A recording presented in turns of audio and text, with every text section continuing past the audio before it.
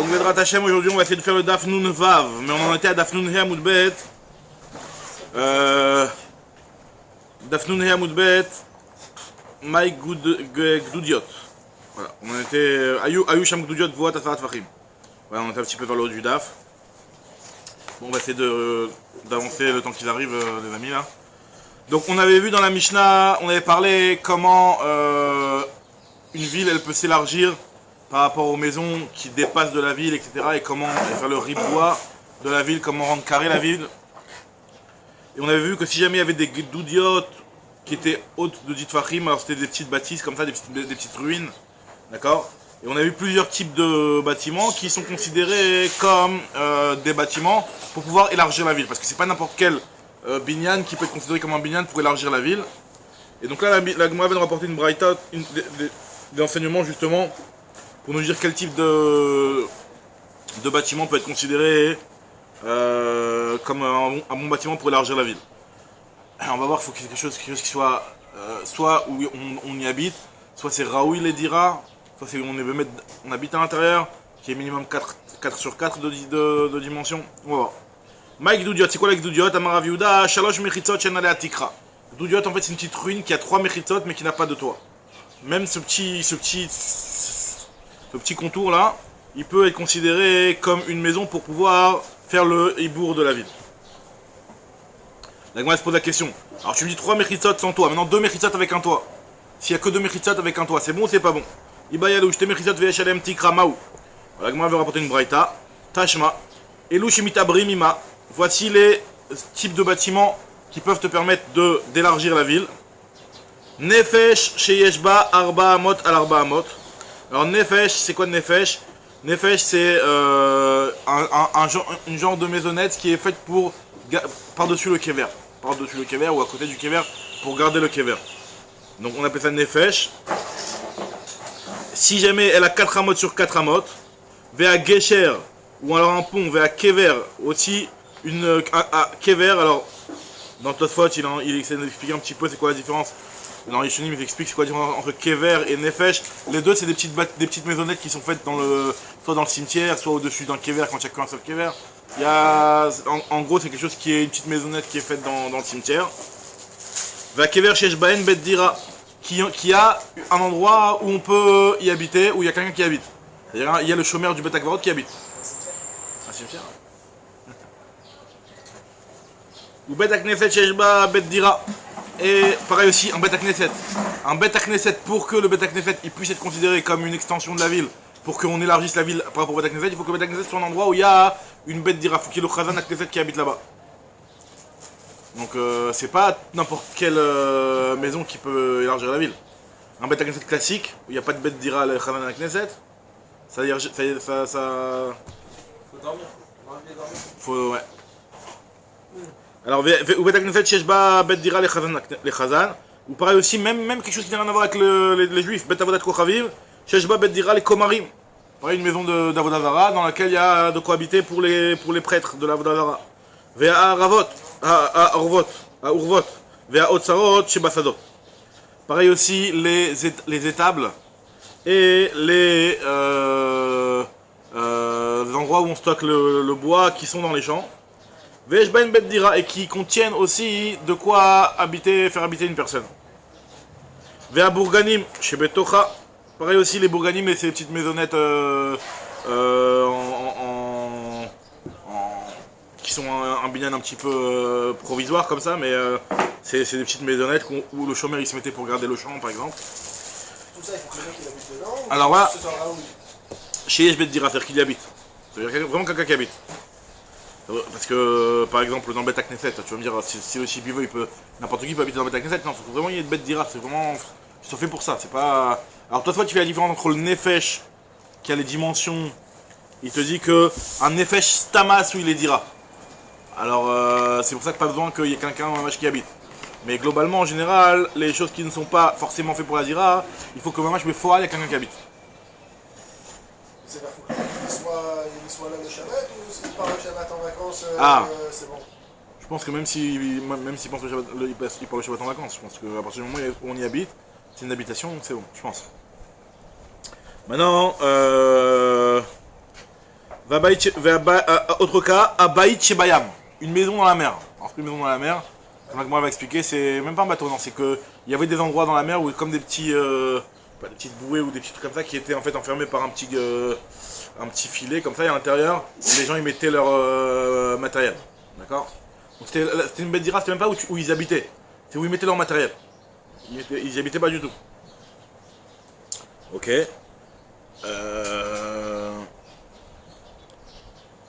Ensuite, donc là on est toujours en train d'essayer de vouloir prouver, on veut prouver cette braïta là, un cas où il y a le toit et il n'y a pas 4 mechitzot, il n'y a pas 3 mechitzot. On a vu 3 mechitzot sans toit, c'est bon. Maintenant on avait posé la question de mechitzot avec un toit, est-ce que c'est bon? On apporte la braïta pour essayer de prouver ça. On te dit que dans ces cas là, en tout cas tous les cas qu'on vient de citer, c'est mitabrim, ima. Non, voici les cas qui ne peuvent pas te permettre de faire le hibou raïr. Ve'elu shen mitabrim ima, nefesh nifretza mishteru chotea. Alors le nefesh, donc cette maison là dans Bet Akvarot, qui a été ouverte de deux côtés. Elar ve'elar. Donc on dit que c'est pas considéré comme hibou raïr. Alors on va se poser la question s'il y a un toit, tu vois bien quand même s'il y a un toit, 2 mechitzot c'est pas suffisant. Va Gesher va Kever chez En la Bet Dira. Les choses qui n'ont, c'est toutes ces choses là qu'on a vues, mais cette fois-ci qui n'ont pas de Bet Dira. Bet Knesset chez En la Bet Dira le Chazan. Bet Avodat Koravim chez En la Bet Dira le Komarim. Haorvot Verotzarot chez Basadot chez En la Bet Dira. Toutes les choses qu'on a citées, mais cette fois-ci qui n'ont pas de Bet Dira. Ou Bor Veshia Humehara. Pareil, un puits, ou une trachée, ou une grotte. Vegeder, une barrière. Une barrière, même si elle a les dimensions pour être habitée, si elle n'est pas habitée, c'est pas bon. Shovar. Chez Betocha, pareil aussi le Shovar, c'est le pigeonnier. Ve'abayit chez Besfina, En Elu Mitabrin Ima. La maison qui est dans le bateau, c'est pas bon, c'est pas considéré comme une bonne maison. Pourquoi? Parce qu'elle bouge tout le temps. Je sais pas, des fois elle est ici, des fois elle est ici, elle est pas fixe. En tout cas, voilà, la Gemara veut prouver ici par rapport à l'histoire du Nefesh qui avait les deux murs qui étaient tombés, donc il restait que 2 murs sur 4. Et on te dit que malgré tout, c'est pas. Même s'il y a 2 murs et a priori il y avait aussi un plafond, on voit que c'était pas Mitaberima. Katanemiat Nefesh et Nifretza Mishteru Chotea, Elar Velar. Maïlav de Ikatikra, n'est-ce pas? On parle là-bas où il y a un plafond dans cette petite bâtisse. La Gemara dit là, peut-être qu'on parle de l'Ikatikra, qu'il n'y a pas de Tikra. Donc c'est pour ça que Bémet c'est pas considéré comme Ibouraïr, mais s'il y avait un Tikra, même s'il n'y avait que 2 murs, ça aurait été considéré comme Ibouraïr. Alors la Gemara continue, elle te demande c'est quoi Baït Shebayam, les Maïch Chazé, qu'est-ce qu'on faisait avec la Baït Shebayam? Amarav Papa, Baït Chasrui, les Fanot Vokelim Shebasfina, c'est l'endroit où on mettait le matériel du bateau. Ou Mehara, on avait dit qu'une grotte, En Mitaberet Ima, elle ne peut pas servir de Ibouraïr, la Mehara. Attends, mais le truc où on met le matériel des bateaux là. Ouais. C'est qui habite là-bas? Personne qui habite, mais le fait de mettre du matériel, c'est déjà un chimouche qui est considéré comme une dira. Par exemple, il y a une pièce, même par exemple par rapport à l'Ekhot Mezouza, si c'est pas une pièce où tu dors, c'est une pièce où tu entreposes tes affaires. C'est pas un entrepôt où tu gardes ton bois, mais c'est un truc où tu mets tes affaires, tu mets des meubles, t'as des meubles à toi, ou trucs comme ça. Bah, c'est déjà considéré comme une bête d'ira, même si tu n'y habites pas dans cette pièce-là, quoi. C'est pas dans un Marsan, Marsan, si c'est Marsan, c'est un endroit où tu les entreposes. Faut voir, c'est une chéla, ben, c'est une chéla, que si. Un Marsan Stam, t'as raison que dans un Marsan Stam, il me semble que non. Mais ça serait quoi le cas d'un Marsan où tu devrais mettre au milieu?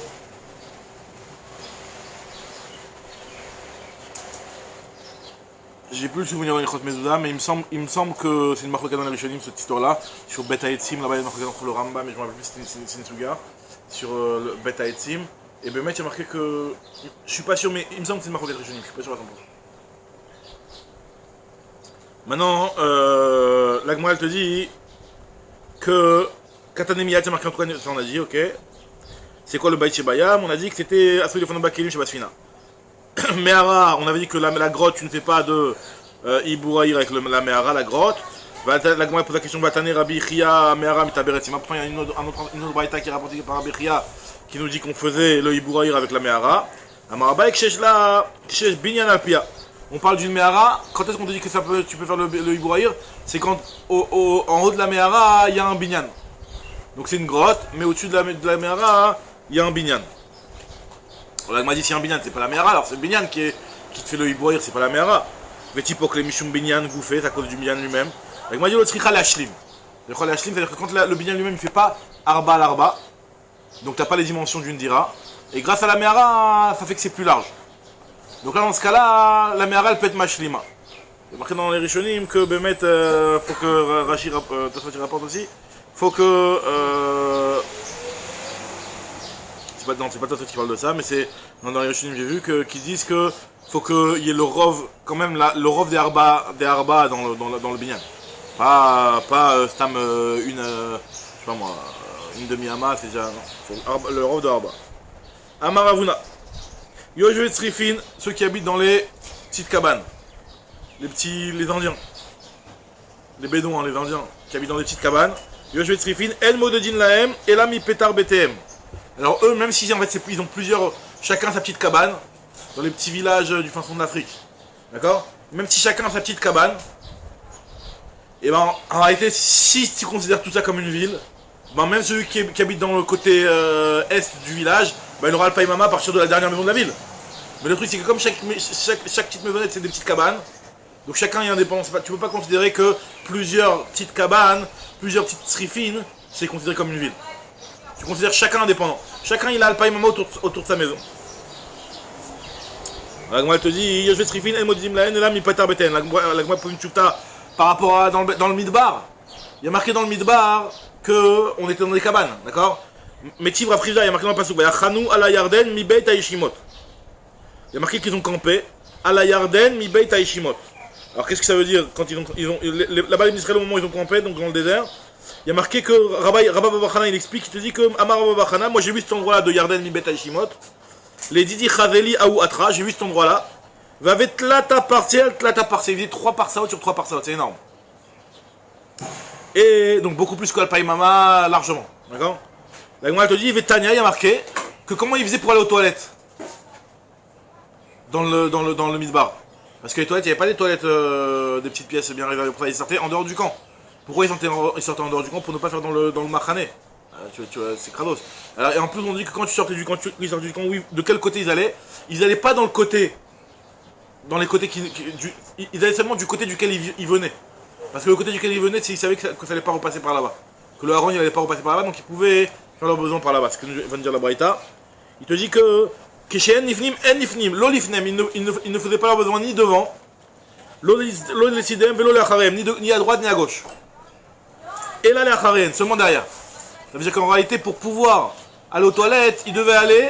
C'est-à-dire que si le Machané il était venu, je sais pas moi, de l'est à l'ouest, bah, ils ne pouvaient pas aller ni à l'ouest, ni au nord, ni au sud. Ils allaient à l'est, d'où ils revenaient, d'où ils venaient en réalité.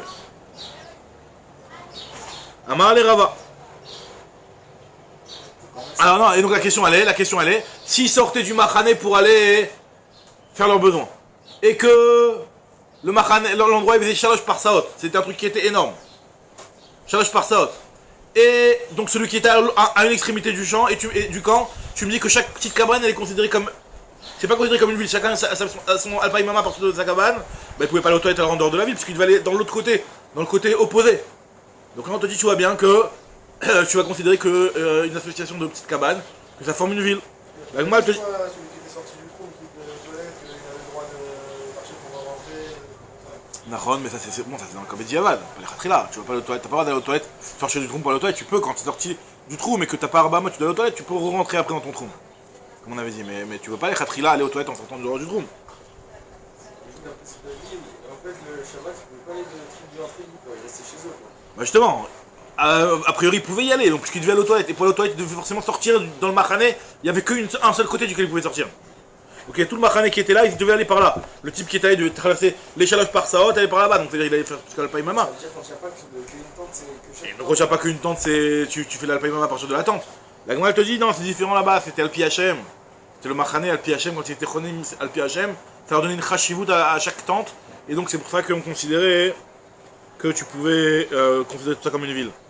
Amar le Rava a dit que les midbar kamarta qui va dire qu'il va Alpi Hachem Yachanu Alpi Hachem Yisaou, qui est man de Kviya Leouda, mais c'est plus qu'avoua. Ça donne une kviyut, le fait que ce soit Alpi Hachem qu'ils ont été Chonim, ça donne une kviyut à la chose, et donc on considère que c'est une habitation. Que tout ça c'est une ville quoi.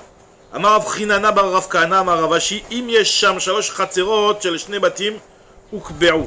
Si jamais il y a là-bas 3 chatzerot de 2 maisons, elles sont fixées. Ça veut dire quoi?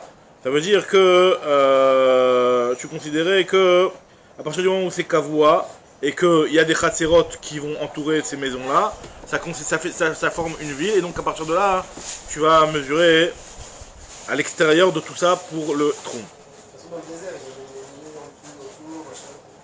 Vous avez quoi? Ouais, c'est dilué au-dessus, en dessous. Comme des mechitzot quoi?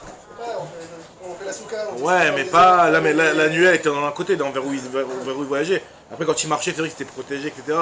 Quand il était en campement aussi, apparemment non. Tu vois bien que. La souka, c'est pas ça. Ouais, pendant qu'il marchait. Ouais, s'arrêter de pleurer. Apparemment, quand il s'arrêtait, le Hanan il se mettait de côté peut-être. Mais sinon, t'as raison. Après, est-ce que ce Hanan ça peut être considéré comme une mechitza à l'achik? Peut-être non.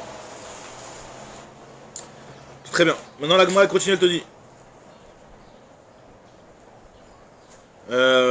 Amar Rav Yehuda Amarav, Yoshvet Trifin Volchem Midbarot, ceux qui sont dans les petites cabanes et qui vont dans le désert, Chayem Nen Chayem, leur vie n'est pas une vie. Veneshem Ubneem Enam Shelaim, et leurs enfants et leurs femmes ne leur appartiennent pas. Alors, on m'a dit, ça veut dire quoi? Tanya Namachien, une braïta aussi qui dit la même chose. Eliezer Ishbiria Omer, ceux qui habitent dans les cabanes et ceux qui Yoshvet Kvarim, c'est comme si qu'ils étaient assis sur des tentes, sur des tombes. Ve'albnotehem, ou Omer et sur leurs enfants, il est dit, leur fille, il est dit, Arour Shochev im Kol Behema. Alors c'est quoi l'histoire? Pourquoi c'est tellement grave d'habiter dans les tentes et d'aller dans le désert? Maïta Amar, c'est quoi la raison? Ou la Amar, chez En Laem Merchatzaot, ils n'ont pas de merchatz. Ils n'ont pas d'endroit, vu qu'ils sont dans le désert, ils n'ont pas d'endroit pour se laver. Et pour aller se laver, ils doivent aller au loin, hein, dans la rivière à côté, quoi, pour aller se laver. Et donc, ça arrivait que pendant que le mari, il allait se laver dans le merchatz, et les femmes elles se retrouvaient toutes seules, et il y avait des gens qui étaient fans d'adultère, qui faisaient des adultères avec les femmes. Donc c'est pour ça que leurs femmes, elles étaient... leurs enfants ne sont pas considérés comme leurs enfants, leurs femmes ne sont pas leurs femmes. Et parce qu'il y avait des ménafim qui venaient, que quand ils voyaient que quand les hommes partaient de la ville, quittaient les petites cabanes, ou le désert, quand ils étaient en campement dans le désert, ben ils venaient rentamer leurs femmes, quoi. Alors maintenant, elle te dit, ça c'est la première raison, c'est la raison de Oula. Et Rabbi Yochanan Amar mi pene shemar gishim zelave bitvila. Puisque en réalité, vu que c'est des endroits où ils n'ont pas tellement de mikvaot, et donc les femmes elles doivent aller pour aller au mikvé, elles doivent se tremper à un endroit qui est loin. Donc elles appellent leurs amis pour venir les accompagner. Et donc chacun il était au courant que la femme elle allait au mikvé. Et donc ça pouvait entraîner, si jamais un type ici il entend que cette femme là va au mikvé, ben il va la suivre, il va faire yichoud avec elle, et ça entraîne des mauvaises choses. C'est un petit peu la même idée, mais dans l'autre sens. Nagma dit quoi la différence que tu dises comme ça, que tu dises comme ça, Maï Binayou. Ikabinayou Nahara les Samich les Beta. Si jamais il y a un fleuve qui est à côté de la maison, dans cette strifim là, si jamais il y a un fleuve qui est à côté de la maison, alors dans ce cas là, alors c'est un endroit où les hommes ils n'allaient pas se laver là. Rachid dit que c'est un fleuve, dans un cas où il y a un fleuve où les femmes peuvent se tremper, Raoui les Tvila, mais pas Raoui les Rechitza. Ils peuvent se tremper pour le mikvé, mais ils peuvent pas se laver, les hommes pour aller se laver, ils allaient quand même dans le truc qui était loin. Donc là, dans ce cas-là, il y aura le problème des types qui veulent faire de la diotière qui vont venir dans la ville pendant que le mari va se sauver. Mais par contre, par rapport au mikvé, les femmes elles n'ont pas besoin de prévenir tout le monde, elles peuvent aller au mikvé discrètement. Et donc là, ce sera plus discret. Ok. Très bien. Amaravuna. Kol ir chez En Bayer Yarak En Talmid Chacham Rachai la Durba. Une ville où il n'y a pas de légumes, un Talmid Chacham n'a pas le droit d'habiter. Pourquoi? Parce que, comme Rachid explique, il dit qu'en fait, les Irakot, c'est ce qui coûte pas cher. C'est pas comme la viande ou comme les trucs comme ça qui coûtent moins cher. Et donc, un Talmid Chacham, il n'a pas besoin de beaucoup travailler. Un Talmid Chacham, il travaille un petit peu, il a de quoi acheter ses légumes. Et après, il continue son Limud Torah. Il reste chaque fois dans le Limud Torah. C'est-à-dire que si c'est une ville où il n'y a pas de légumes, il faut qu'il achète de la viande, il faut qu'il casque, et pour casquer, il faut qu'il travaille. Et donc, il va moins être versé dans l'étude de la Torah. Donc, un Talmid Chacham, il ne doit pas habiter dans un endroit où il n'y a pas de légumes. Comme Rachid explique. Alors, moi, je te dis. Les memra de Yarak Malia, c'est-à-dire quoi? C'est-à-dire que les légumes c'est bon pour la santé? Pourtant il y a une braïta qui nous dit que il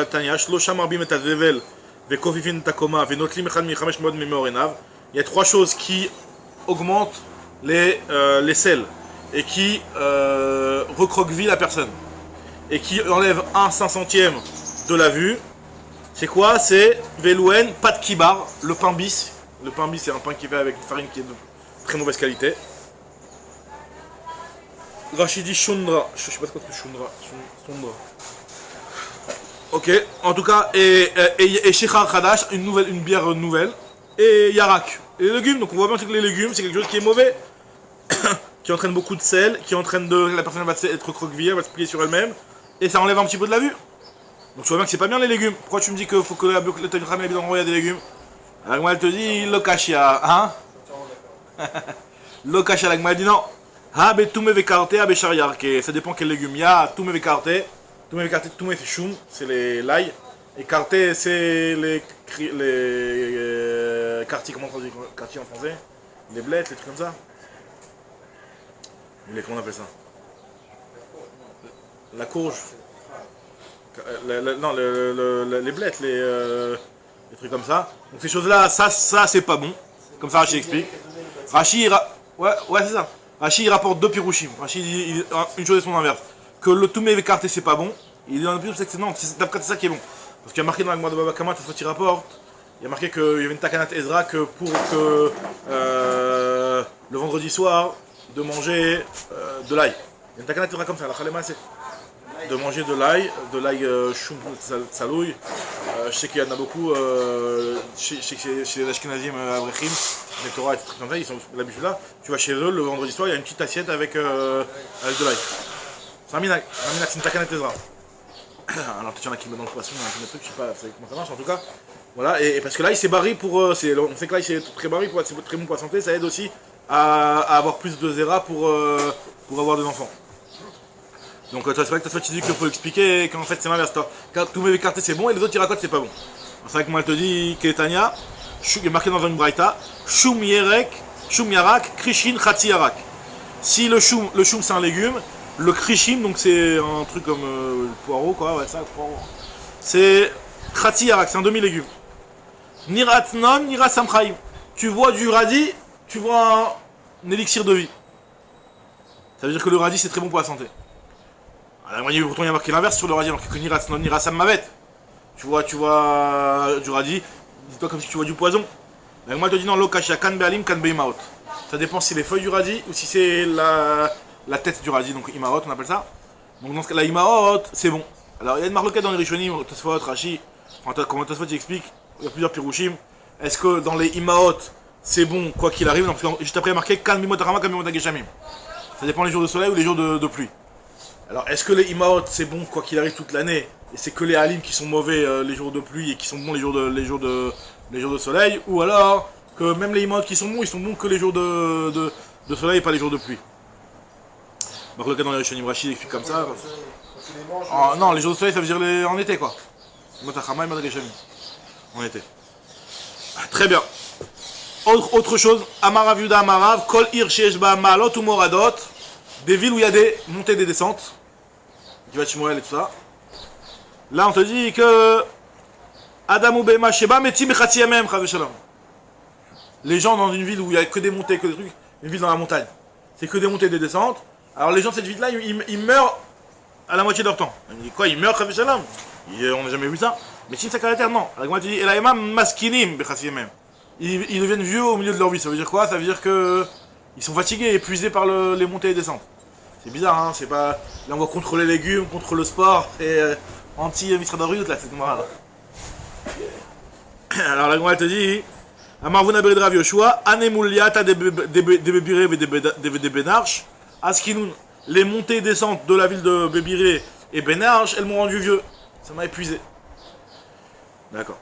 Très bien. Maintenant, là, on va voir quelque chose. On va faire un petit peu de l'astronomie.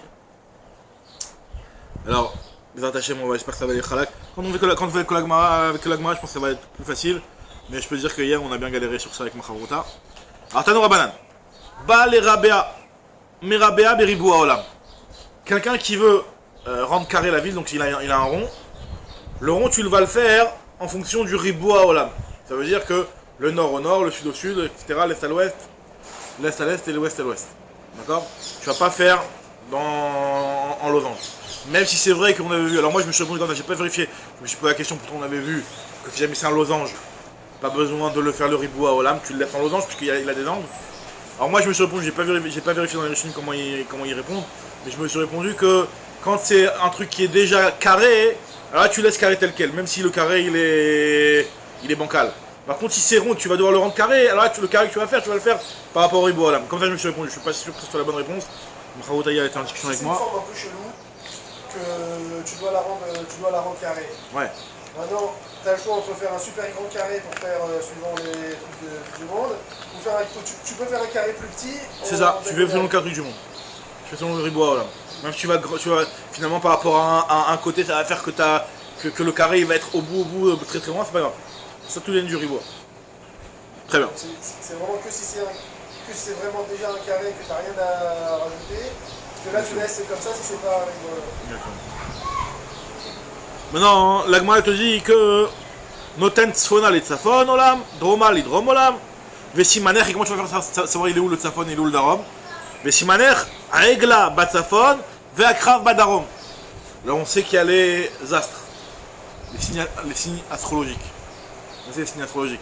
C'est quoi les signes astrologiques? C'est que dans le ciel, il y a des constellations, des étoiles, qui forment des constellations qui ont une forme qui ressemble.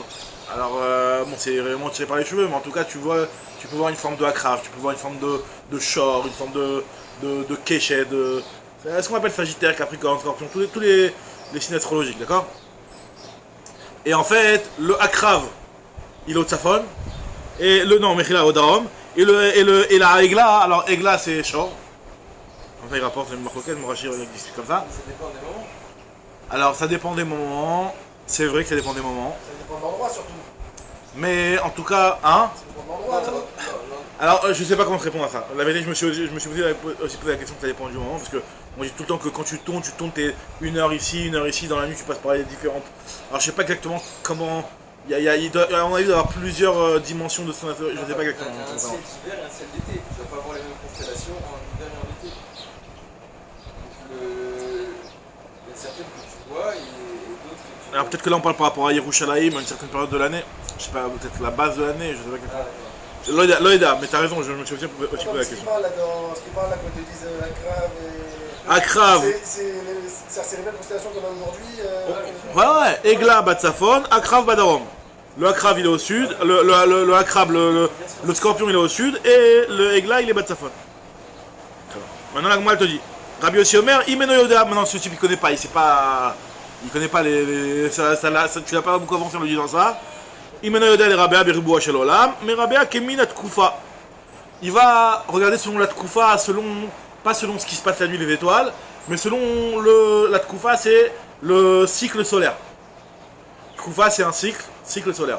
Alors, c'est quoi le cycle solaire de la Tkoufa? Comment il fait? Alors voilà. Alors là, est-ce que vous avez les dessins derrière? Alors on va un petit peu regarder les dessins derrière tout à l'heure. Juste avant je dis l'Agmara et après on va regarder les dessins. Shin Yud tête je crois, je sais plus. Ou Shin tête Vav, je sais plus. Alors Shin Chet. Alors voilà. Donc comment il fait? Il te dit que Ketzad, Chama Yotza Bayom Aroch Veshokad Bayom Aroch ou Pne Tzafon. Quand c'est un Yom Aroch. Yom Aroch c'est quoi? C'est en été. Ce qu'on appelle dans la Tkoufa du Tammuz. Alors comment le soleil il tourne?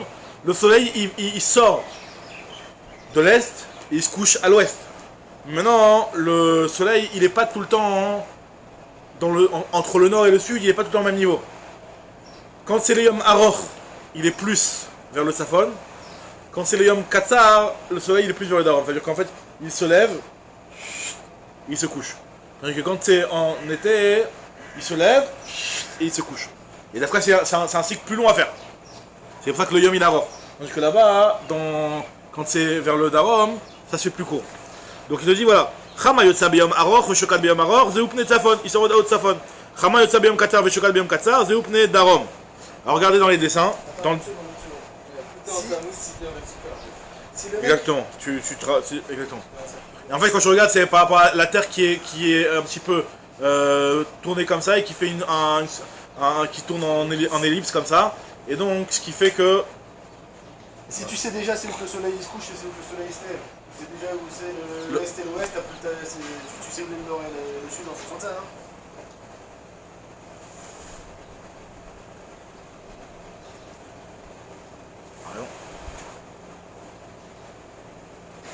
Si tu vois enfin, toi tu te poses la question, je dis Stam de manière générale, comment c'est que tu te prends la tête? Tu vois le soleil il se couche, le soleil se lève à l'est, il se couche à l'ouest. Ouais c'est ça, donc tu sais c'est le nord et le sud en fonction de ça. Et là t'es sûr que c'est tourné? Non, qui te dit d'où tu sais le nord et le sud, tu peux être embrouillé, tu sais pas. Ou alors tu sais que forcément normalement c'est forcément quand forcément si tu as l'est et l'ouest, le sud il est, enfin, le nord il est à droite, le sud il est à gauche forcément normalement.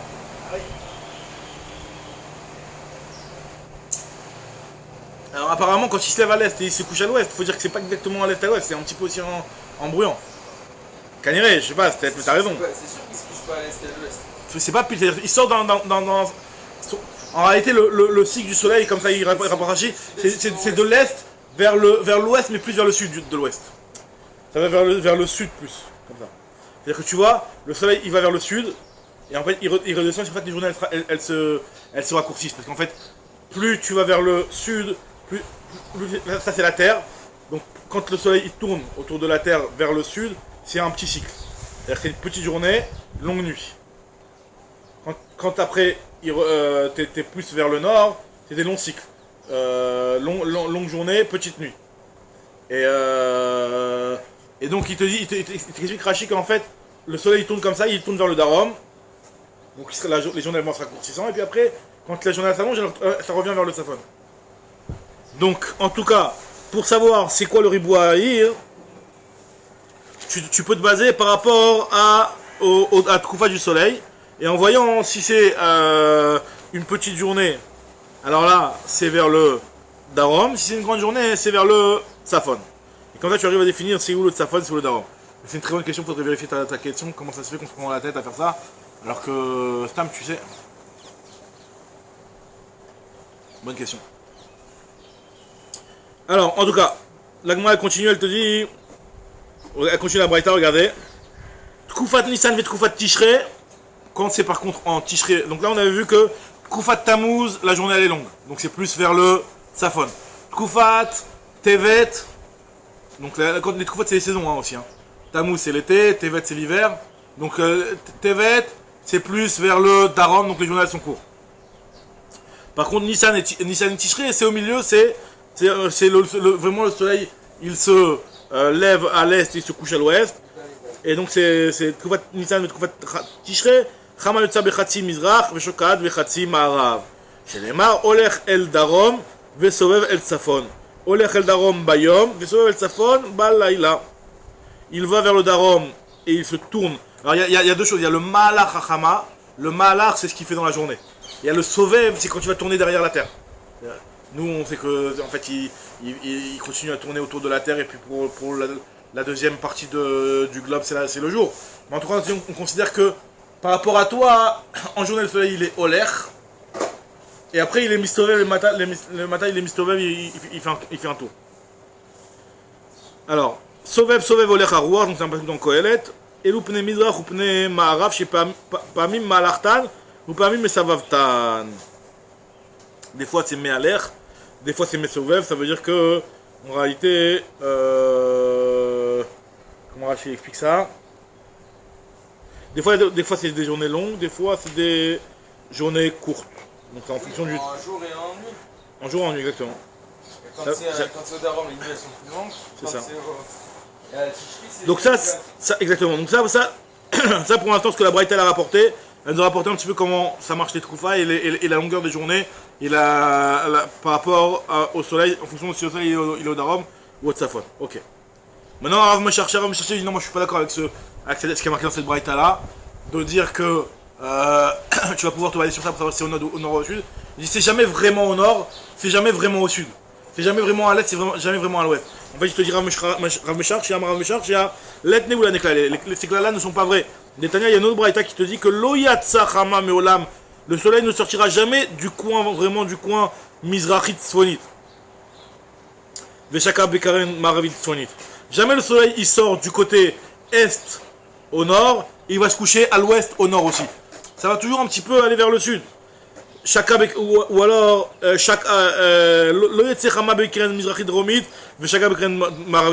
là ce qui va être au milieu entre les deux. Donc tu pourras jamais vraiment savoir parce que c'est toujours un petit peu entre les deux. Tu ne sauras pas si c'est plus vers le nord, plus vers le sud, tu as du mal à discerner. Comme ça Rav Mishacha dit. Donc pour lui ça va être pas ce siman là. Maintenant on va voir ce qu'il va dire Shmuel. Shmuel il va nous expliquer un petit peu combien de jours, enfin, regardez ce qu'il va dire Shmuel. Là c'est ce qu'on appelle, vous savez que dans les Tkufot, en réalité, ce qui s'appelle les Tkufot par rapport à nous, c'est quoi la nafkamina de savoir les saisons? La principale nafkamina, c'est par rapport à Tentalumatar. Pour les Bnei Salares qui le font 60 jours après la Tchoufa. C'est ça c'est la principale nafkamina. Aussi, il y a un petit peu des... quand il y a la Tchoufa, on dit que les eaux, il faut les jeter, il ne faut pas les boire, les eaux. Mais sinon, en gros, il n'y a pas de grosse nafkamina de savoir soit un peu l'autre.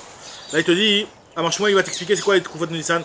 En Tchoufat de Nissan, et aussi la grande nafkamina, c'est Birkat HaChama. Birkat HaChama, une fois tous les 28 ans.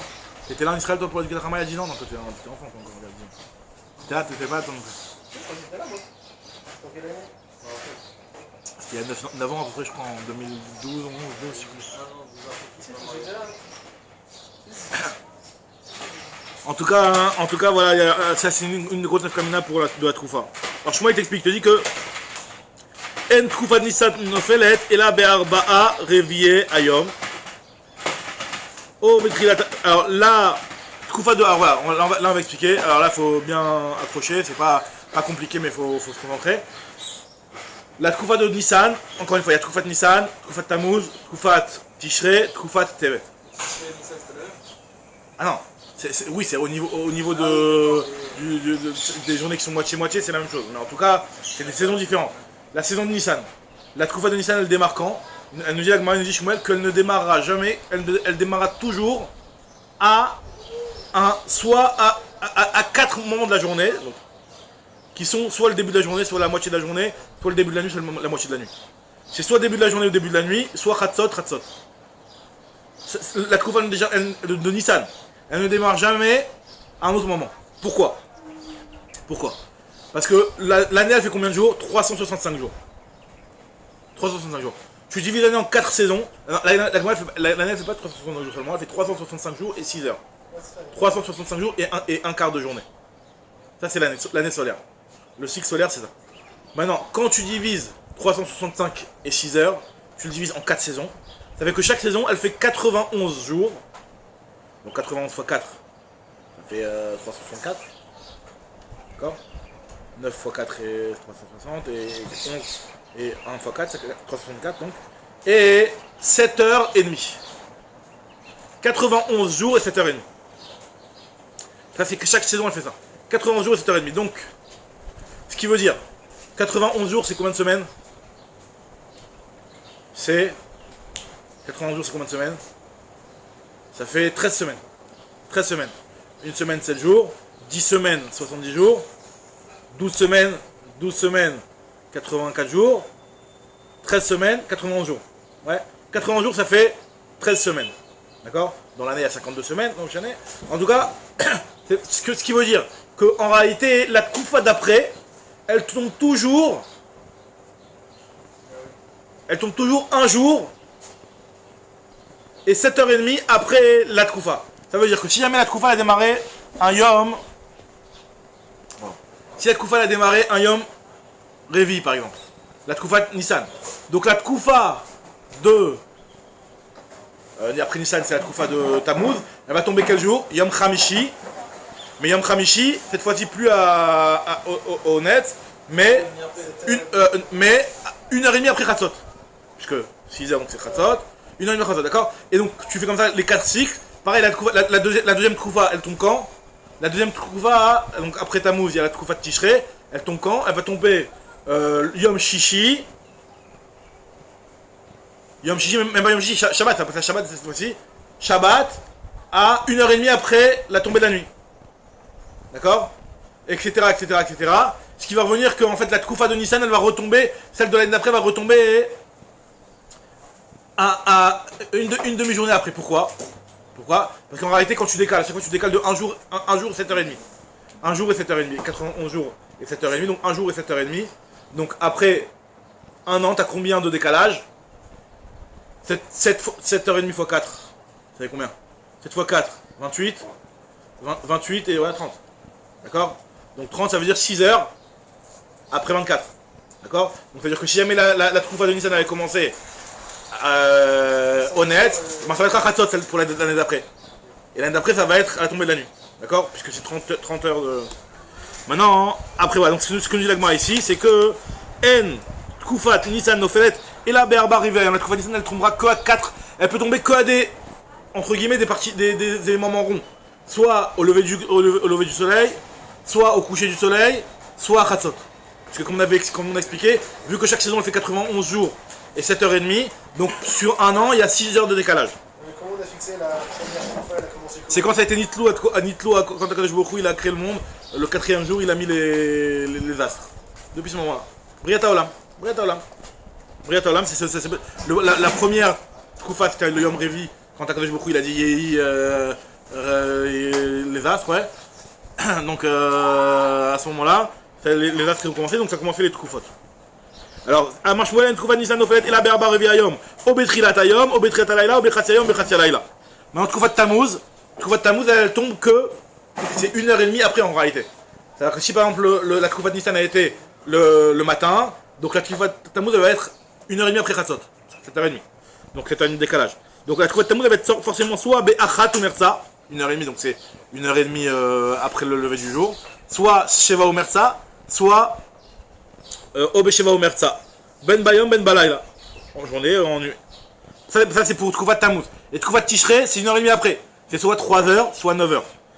Ben Tkoufat Tishrei, Nofelet, et la Obe Shalosh Shaot, Obe Tesha Shaot. Ben Bayom, Ben Balayla. Et Tkoufat Tevet, c'est 10h30 ou 4h30.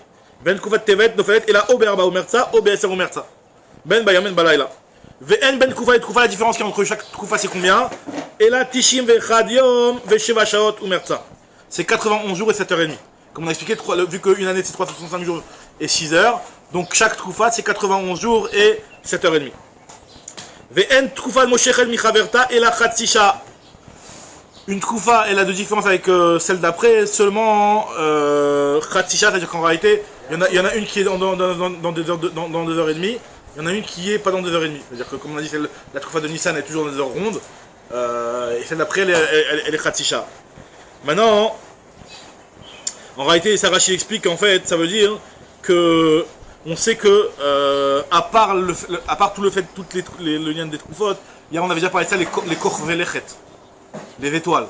On avait vu qu'il y avait les étoiles. Je sais pas comment on appelle ça en français, mais Rachid appelle ça les Korvelechet. On a vu il y a les Noga, il y a Shabtai, il y a Tzedek, toutes ces étoiles là. En fait, c'est 1 heure chaque. Il y a 1 heure. Apparemment dans le cycle, ça passe 1 heure par chaque étoile. Et il y en a combien? Il y en a 7. Il y en a 7. Alors c'est quoi les 7? Rachid les rapports. C'est Shabtai. Alors attends. Rachid les rapports. Tu fais en racheter votre. On avait déjà parlé ça en Shabbat. Il y a Kochav, Levana, Shabtai, Tzedek, Ma'adim. Donc nous, Ma'adim, on dit que c'est Mars, Shabtai, on dit que c'est... Je sais pas exactement, ça correspond vraiment aux planètes telles qu'on les connaît, etc. Mais en tout cas, Chama et Noga. C'est les 7, il y en a 7. Donc ça veut dire qu'en réalité, finalement, quand tu as une Tekoufa qui commence dans le Mazal, enfin dans le Mazal, c'est ce qu'on appelle dans le Kochav Tzedek, celle d'après, il va commencer une demi-heure, juste une demi-heure après. S'il a commencé au début du Kochav Tzedek, bah tu fais, vu que c'est des cycles de 7 heures, donc quand tu vas faire les 91 jours et 7h30, 91 jours et 7h30, bah finalement tu vas te retrouver que la Tkoufat d'après, elle va démarrer dans une demi-heure après, en termes de ces Kochavim là, elle va tomber une demi-heure après. D'accord? Et là, si la Tkoufat Nissan elle tombe dans le Kochav Tzedek, et ben c'est une année qui va être difficile, ça va casser les arbres, ça veut dire que ça va être une année qui va être difficile au niveau des fruits.